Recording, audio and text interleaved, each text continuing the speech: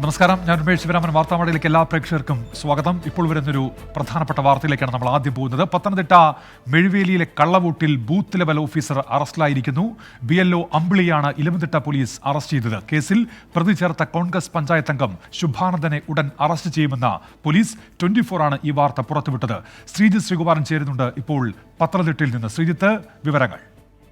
ഉന്മേഷ്, കഴിഞ്ഞ ദിവസമാണ് BLOയെ അടക്കം ഈ വിഷയത്തിൽ ഒരു പ്രതി ചേർത്തൊരു കേസെടുത്ത്. BLOയും അതുപോലെ തന്നെ ഈ ശുഭാനന്ദൻ കോൺഗ്രസിന്റെ മെഴുവേലി പഞ്ചായത്തിലെ 1ാം വാർഡ് അംഗമാണ്, അവിടുത്തെ പ്രധാനപ്പെട്ട നേതാവാണ്.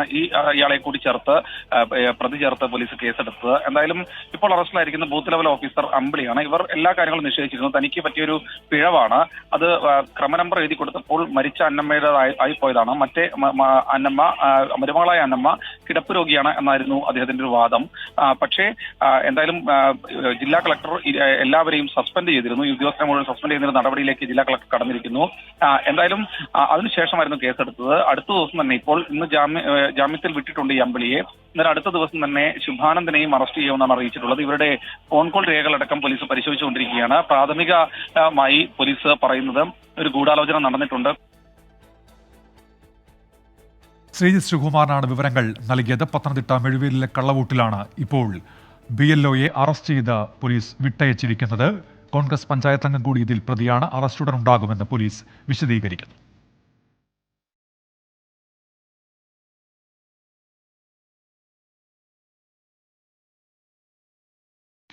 കാസർഗോഡ് ചീമേനിയിൽ തെരഞ്ഞെടുപ്പ് ഉദ്യോഗസ്ഥൻ കള്ളവോട്ടിന് കൂട്ടുനിൽക്കുന്നു എന്ന പരാതി. 5 ഇരട്ട വോട്ടുകൾ കണ്ടെത്തിയിട്ടും നടപടി സ്വീകരിക്കുന്നില്ല എന്നാണ് പരാതിയിൽ പറയുന്നത്. ഫീൽഡ് ഓഫീസർ പ്രദീപന്റെ ഇരട്ട വോട്ടിനെ കുറിച്ച് സംസാരിക്കുന്ന ഓഡിയോ സഹിതമാണ് വരണാധികാരിയായ ജില്ലാ കളക്ടർ ഇപ്പോൾ പരാതി നൽകിയിരിക്കുന്നത്.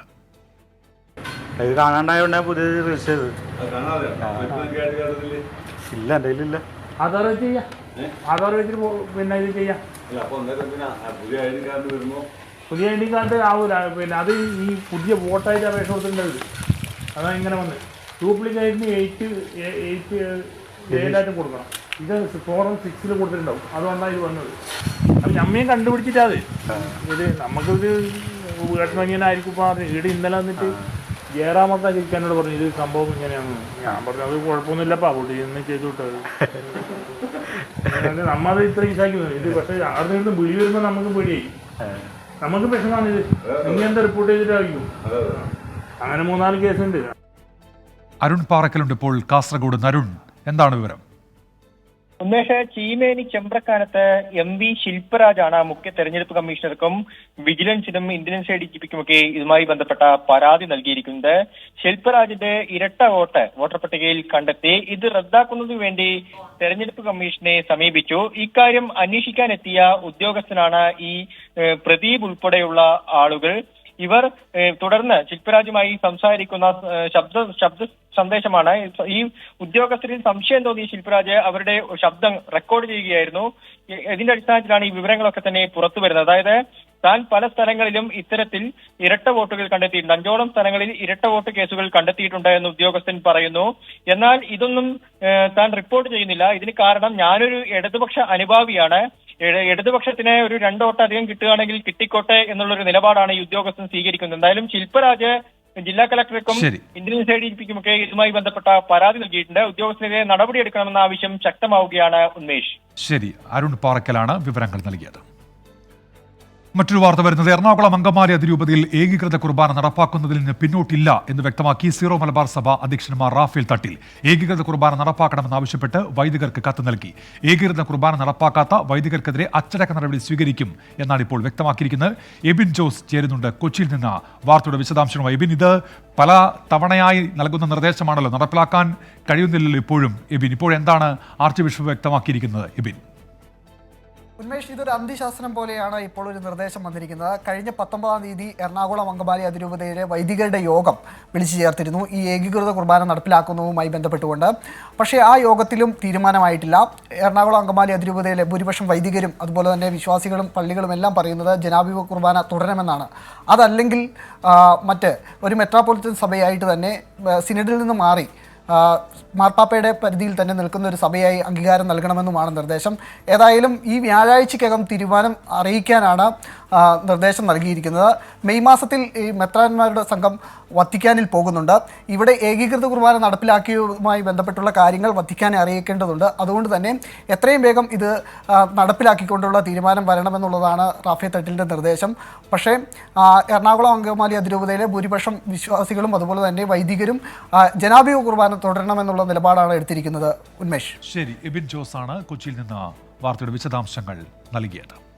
ഇപ്പോൾ ഒരു വാർത്ത അരുൺ രാജ് കൊല്ലത്ത് നിന്ന് റിപ്പോർട്ട് ചെയ്യുന്നുണ്ട്. കൊല്ലത്ത് NDA സ്ഥാനാർത്ഥി കൃഷ്ണകുമാറിനെ ആക്രമിച്ച കേസിൽ BJP പ്രവർത്തകൻ അറസ്റ്റിലായിരിക്കുന്നു. മുളവന സ്വദേശി സനലിനെ സ്റ്റേഷൻ ജാമ്യത്തിൽ അറസ്റ്റ് ചെയ്ത് വിട്ടയച്ചു എന്നുള്ളതാണ് വാർത്ത. കൃഷ്ണകുമാറിനെ സ്വീകരിക്കാൻ എത്തിയപ്പോൾ അബദ്ധത്തിൽ താക്കോൽ കൊണ്ടു എന്നുള്ള മൊഴി നൽകിയിരിക്കുന്നു. CPM-നെതിരെ പ്രസംഗിച്ചതിന് ബോധപൂർവ്വം ആക്രമിച്ചു എന്നായിരുന്നു സ്ഥാനാർത്ഥിയുടെ പരാതി. ആ പരാതിയിലാണ് BJP പ്രവർത്തകൻ ഇപ്പോൾ പോലീസ് അറസ്റ്റ് ചെയ്ത് വിട്ടയച്ചിരിക്കുന്നത്. കോൺഗ്രസ് അധികാരത്തിലെത്തിയാൽ സമ്പത്തിന്റെ പ്രധാന അവകാശികൾ മുസ്ലിങ്ങളാകുമെന്ന പരാമർശം വിവാദമായതിന് മുസ്ലിങ്ങൾക്കായുള്ള ക്ഷേമ പദ്ധതികൾ എടുത്തു പറഞ്ഞ് പ്രധാനമന്ത്രി നരേന്ദ്രമോദി. BJP സർക്കാർ മുസ്ലിം ക്ഷേമം ഉറപ്പാക്കിയെന്ന് അവകാശപ്പെട്ടാണ് ഉത്തർപ്രദേശിലെ അലിഗഡിലെ പ്രസംഗം. കോൺഗ്രസ് ജനങ്ങളുടെ സ്വത്തിൽ കണ്ണുവെക്കുകയാണെന്ന ആരോപണം ആവർത്തിച്ചപ്പോൾ മുസ്ലിം പരാമർശം ഒഴിവാക്കുകയും ചെയ്തു. ഇന്നത്തെ ലീഡ് സ്റ്റോറിയിലേക്ക്. ഇന്നലെ രാജസ്ഥാനിലെ ബൻസ്വാരയിൽ BJP സംഘടിപ്പിച്ച തെരഞ്ഞെടുപ്പ് റാലിക്കിടെയാണ് പ്രധാനമന്ത്രി നരേന്ദ്രമോദിയുടെ വിവാദ പരാമർശങ്ങൾ. കോൺഗ്രസ് അധികാരത്തിലെത്തിയാൽ സമ്പത്ത് നുഴഞ്ഞുകയറ്റക്കാർക്കും കൂടുതൽ കുട്ടികളെ പ്രസവിക്കുന്നവർക്കും നൽകും. രാജ്യത്തിന്റെ സ്വത്ത് മുസ്ലിംകൾക്ക് വീതിച്ചു നൽകണമെന്നാണ് കോൺഗ്രസ് നിലപാടെന്നും നരേന്ദ്രമോദിയുടെ പ്രസംഗം.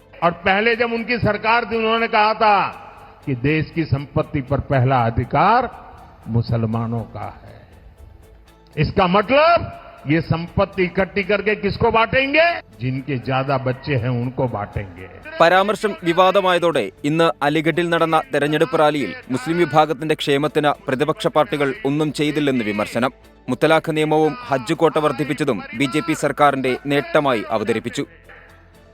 मोदी ने 3 तलाक के खिलाफ कानून बनाकर उनका जीवन भी सुरक्षित किया है कि हमारे भारत के मुसलमान भाई बहनों के लिए हज का कोटा बढ़ाएं. कांग्रेस सपा जैसी भ्रष्ट पार्टियों ने आपके परेशानियों को उनकी कभी परवाह नहीं की.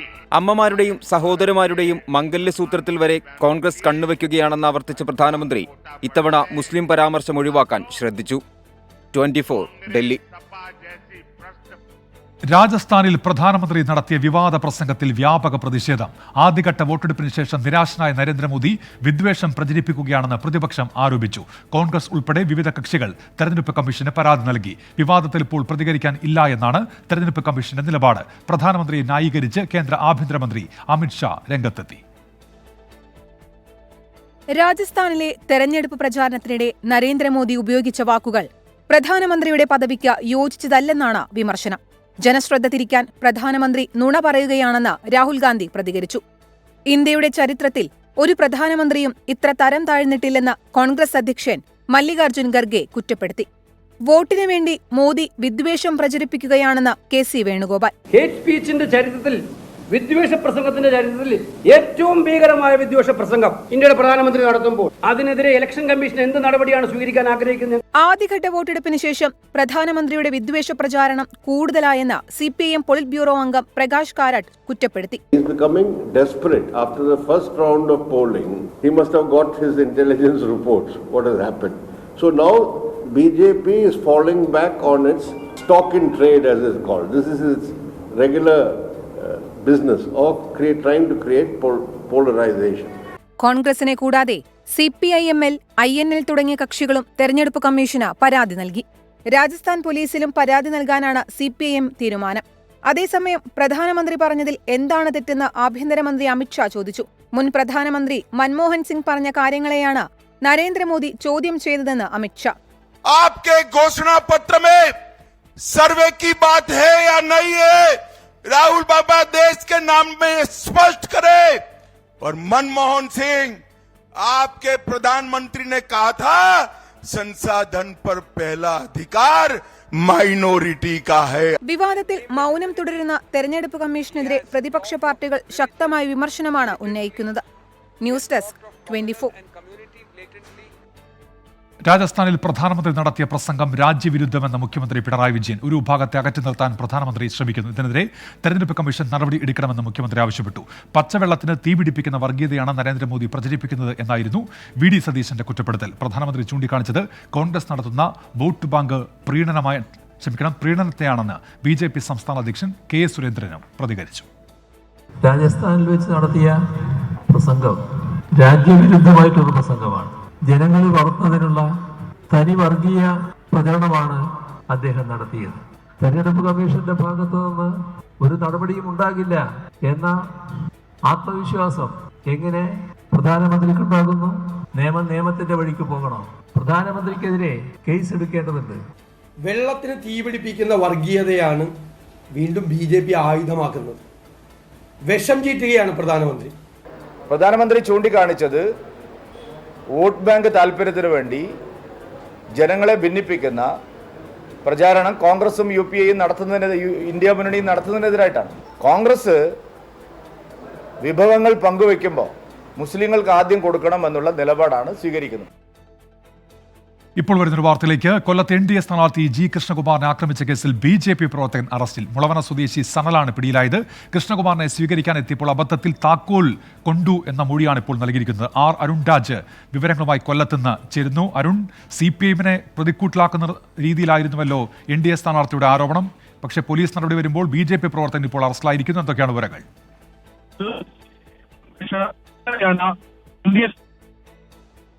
അരുണ, ശബ്ദത്തിൽ ചെറിയ പ്രശ്നമുണ്ട്. കൊല്ലത്ത് NDA സ്ഥാനാർത്ഥി G കൃഷ്ണകുമാറിനെ ആക്രമിച്ച കേസിൽ BJP പ്രവർത്തകൻ മുളവന സ്വദേശി സനലാണ് ഇപ്പോൾ പോലീസിന്റെ കസ്റ്റഡിയിലായിരിക്കുന്നത്. മുളവന സ്വദേശി സനൽ കൃഷ്ണകുമാറിനെ സ്വീകരിക്കാൻ എത്തിയതായിരുന്നു ഇദ്ദേഹം. അബദ്ധത്തിൽ താക്കോൽ കൃഷ്ണകുമാറിന്റെ കണ്ണിൽ കൊണ്ടതാണ് എന്നാണ് ഇപ്പോൾ സനൽ മൊഴി നൽകിയിരിക്കുന്നത്. നേരത്തെ ഇതുമായി അരുൺ രാജ് ചേരുന്നുണ്ട്. അരുൺ, പറയൂ, വിവരങ്ങൾ എന്തൊക്കെയാണ്? ഉന്മേഷ്, 2 ദിവസം മുമ്പാണ് മുളവന ചന്തയിൽ നടന്ന ഒരു പരിപാടിയിൽ പങ്കെടുക്കുന്നതിനിടയിൽ കൃഷ്ണകുമാറിന്റെ കണ്ണിൽ ഹാർഡ് ഒബ്ജക്റ്റ് കൊണ്ടു എന്ന പരാതി ഉയരുന്നത്. ബോധപൂർവ്വമുള്ള ആക്രമണമായിരുന്നു കൃഷ്ണകുമാർ പരാതിയായി കുണ്ട്ര പോലീസിൽ നൽകിയ പരാതിയിൽ പറഞ്ഞിരുന്നത്. സംഭവത്തിൽ കുണ്ട്ര പോലീസാണ് അന്വേഷണം ഇപ്പോൾ പ്രാഥമികമായി നടത്തിയിരിക്കുന്നത്. പ്രാഥമികമായി നടത്തിയ അന്വേഷണത്തിലാണ് കൃഷ്ണകുമാറിനെ സ്വീകരിക്കാൻ എത്തിയപ്പോൾ BJP പ്രവർത്തകനായ മുളവന സ്വദേശി സനലിന്റെ കയ്യിലിരുന്ന താക്കോൽ അബദ്ധത്തിൽ കൊണ്ടതാണെന്ന് പോലീസ് കണ്ടെത്തി. തുടർന്ന് കൃഷ്ണകുമാറിന്റെ പരാതിയുടെ അടിസ്ഥാനത്തിൽ സനലിനെ കസ്റ്റഡിയിലെടുത്ത് സ്റ്റേഷൻ ജാമ്യത്തിൽ ഇപ്പോൾ വിട്ടയച്ചിരിക്കുകയാണ്. ആയുധം ഉപയോഗിച്ച് ആക്രമിച്ച കുറ്റമാണ് പോലീസ് നിലവിൽ സനലിനെതിരെ ചുമത്തിയിരിക്കുന്നത്. കൃഷ്ണകുമാറിന്റെ വലത് കണ്ണിനായിരുന്നു പരിക്ക്. ഈ പരിക്ക് ഈ ഹാർഡ് ഒബ്ജക്റ്റ് കൊണ്ടതാണ് ഇതിൽ കണ്ണിന് പരിക്ക് സാരമുള്ളതായി മാറിയത് എന്ന് ഡോക്ടർമാർ നിർദ്ദേശിച്ച അടിസ്ഥാനത്തിലാണ് ഇക്കാര്യത്തിൽ ശരി അരുൺ, വ്യക്തമാണ്. ഏതായാലും BJP പ്രവർത്തകനെ പോലീസ് ഇപ്പോൾ അറസ്റ്റ് ചെയ്ത് സ്റ്റേഷൻ ജാമ്യത്തിൽ വിട്ടയച്ചിരിക്കുകയാണ് G കൃഷ്ണകുമാറിന്റെ പരാതിയിൽ. വാർത്താമഴയിലേക്ക് തിരികെ നോക്കാം. കൂടുതൽ തെരഞ്ഞെടുപ്പ് വാർത്തകൾ. ICL FinCorp 24 ഇലക്ഷൻ സമർപ്പിക്കുന്നത് ICL FinCorp, the intelligent choice. Powered by Asset, responsibly yours. Plaza Premium Gold, the universe's finest ice cream. In association with Durashine Roof and Wall Sheets, ഒരു Tata BlueScope steel ഉൽപ്പന്നം. ACCA CMA CA പഠിച്ച് ജയിക്കാനുള്ള ശരിയായ മാർഗം. Elance 0% പണിക്കൂലി, 100% സന്തോഷം. Al Muqtadir Jewelry Group, India, UAE. MGM Group of Institutions.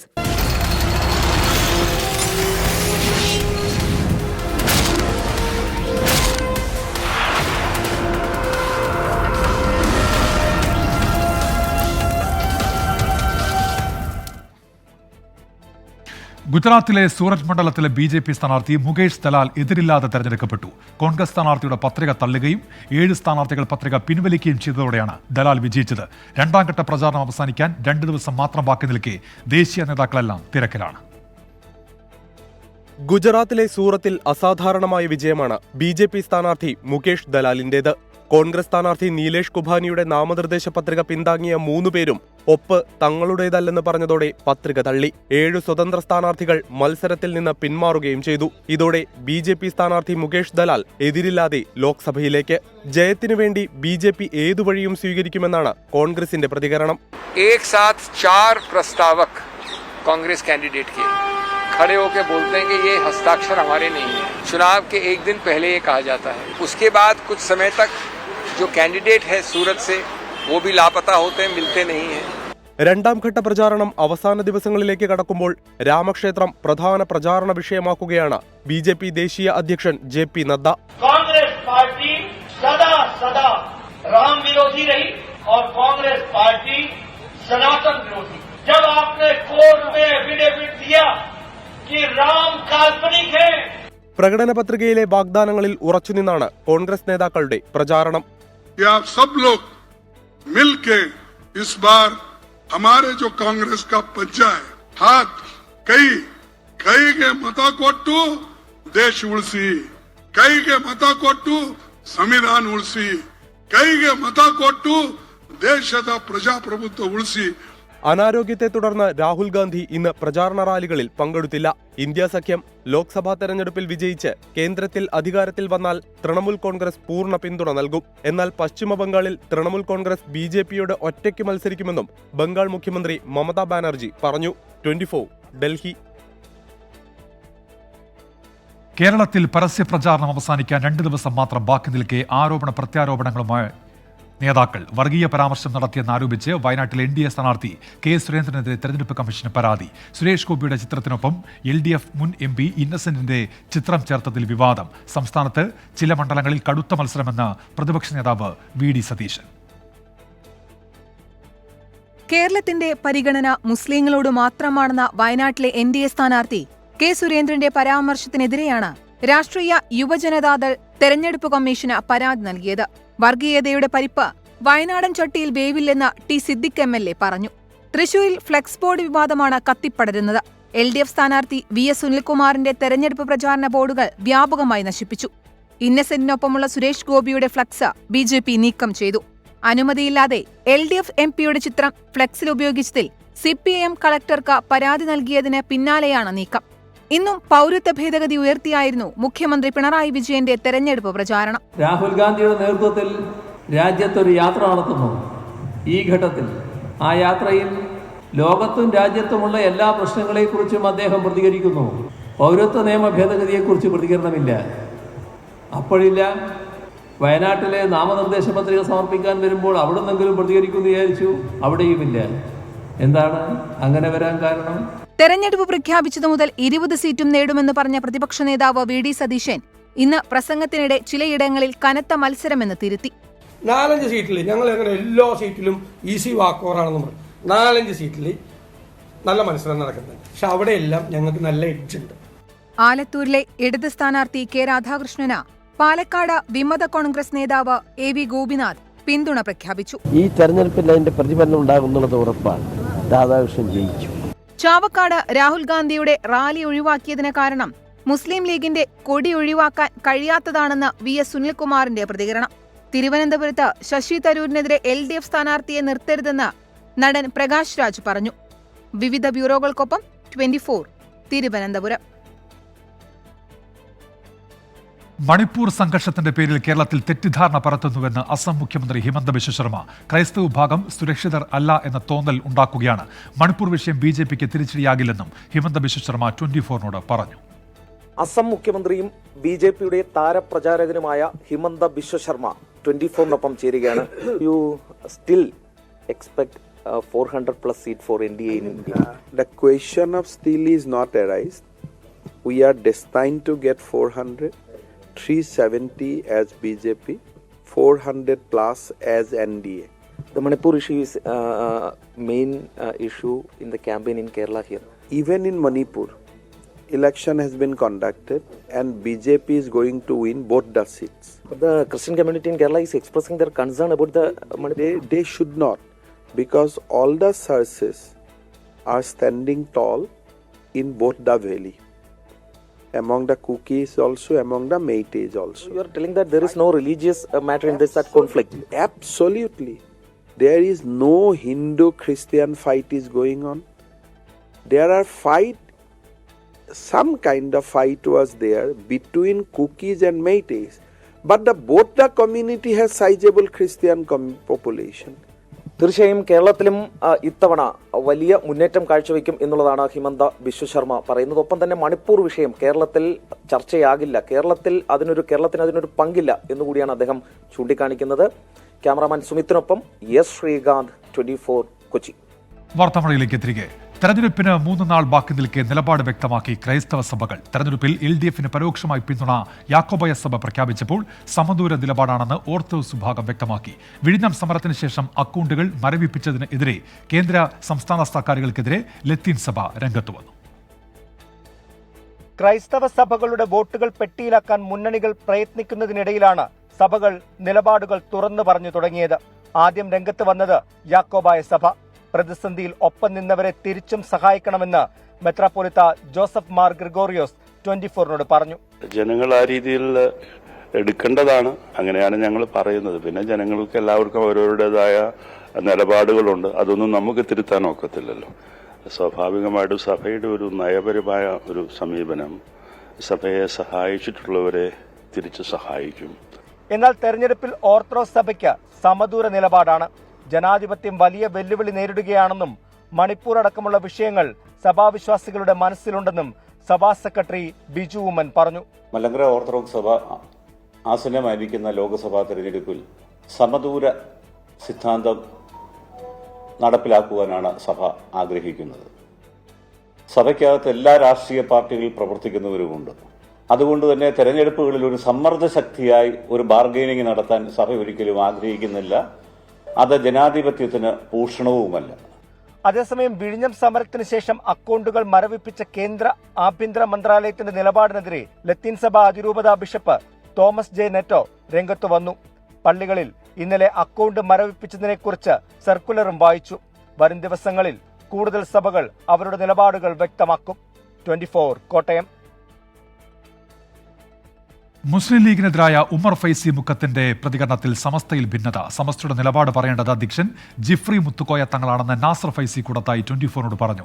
സമസ്തയുടെ പ്രഖ്യാപിത നയങ്ങളെ തകർക്കാൻ ലീഗിലെ ഒരു വിഭാഗം ശ്രമിക്കുന്നുവെന്ന് പൊന്നാനിയിലെ LDF സ്ഥാനാർത്ഥി KS ഹംസ ആരോപിച്ചു.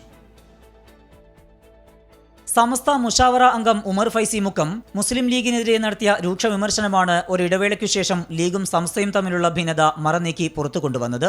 വിഷയം ഇപ്പോൾ ചർച്ച ചെയ്യേണ്ടതില്ല എന്ന മുസ്ലിം ലീഗ് സംസ്ഥാന അധ്യക്ഷൻ പാണക്കാട് സാദിഖലി തങ്ങളുടെ മറുപടി സംസ്ഥയെ ചൊടിപ്പിക്കുകയും ചെയ്തു. എന്നാൽ സംസ്ഥയുടെ നിലപാട് പറയേണ്ടത് അധ്യക്ഷൻ ജിഫ്രി മുത്തുക്കോയ തങ്ങളാണെന്ന് SYS organising secretary Nasar Faizy Koodathai 24 പറഞ്ഞു. ബഹുമാനപ്പെട്ട ഉമർ ഫൈസി മുക്കത്തിൻ്റെതായി സമസ്തയുടെ സെക്രട്ടറി എന്ന നിലയിൽ ചാനൽ കാണിക്കുന്ന ഒരു വാർത്ത അത് സമസ്തയുടെ ഔദ്യോഗികമാണ് എന്ന് തോന്നുന്നില്ല. അത് സമസ്തയുടെ ആധികാരികമാണോ സമസ്തയുടെ നിലപാടാണോ എന്ന് പറയേണ്ടത് ഞങ്ങളെപ്പോലുള്ള ഒരു സാധാരണക്കാരോ കീഴടങ്ങളുടെ വക്താക്കളോ അല്ല. സംസ്ഥയുടെ അധ്യക്ഷൻ സയ്യിദ് മുഹമ്മദ് ജിഫ്രി മുത്തുക്കോയ തങ്ങളാണ് അതേ സംബന്ധിച്ചുകൊണ്ട് നിലപാട് പറയേണ്ടത്. ഇതിനു പിറകെയാണ് സംസ്ഥയിലെ ഒരു വിഭാഗം LDFന് അനുകൂലമായി പരസ്യമായ നിലപാട് സ്വീകരിച്ചത്. ലീഗിനെതിരെ ചോദ്യാവലി തയ്യാറാക്കുകയും പൊന്നാനിയിലെ ഇടത് സ്ഥാനാർത്ഥി KS ഹംസയ്ക്ക് വേണ്ടി നിലപാടെടുക്കുകയും ചെയ്തു. ലീഗ് നേതാക്കളുടെ ധാർഷ്ട്യം തെരഞ്ഞെടുപ്പിൽ പ്രതിഫലിക്കുമെന്ന് KS ഹംസ 24 പറഞ്ഞു. ലീഗുമായി ഭിന്നതയൊന്നും ഇല്ല എന്ന് സാധാരണ സമസ്തയുടെ നേതാക്കളും ലീഗും പറയാറുണ്ടെങ്കിലും അത് എല്ലാവർക്കും അറിയുന്നൊരു പരമാർത്ഥമാണ്.